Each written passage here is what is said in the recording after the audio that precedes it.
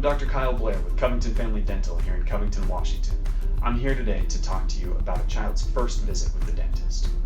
I'll never forget the first visit that we had with these twin one-year-old girls.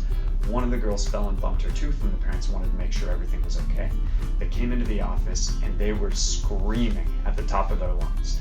We took great care of them, made sure everything was okay, and fast forward 8 years later, we still have a fantastic relationship with that family, and those young girls have some of the healthiest mouths in our entire practice.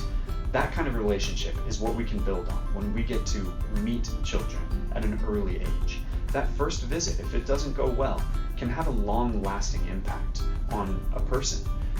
It can lead to dental anxiety and ultimately neglect of their oral hygiene. So, the American Dental Association and Pediatric Dental Association encourage the first visit for a child with a dentist to be at the age of 1 or when they get their first tooth. At that visit in our office, we take a close look inside their mouth, make sure that everything is forming normally, answer any questions that the parents have, and then the child leaves the office with a toy in hand and a smile on their face. Then at that next visit, maybe we do a little bit of cleaning, maybe we add some fluoride treatment. We build on each visit, making sure each visit is a positive experience so that we can maintain that relationship with the child and so that we can make sure that their health is going in a positive direction for the rest of their life.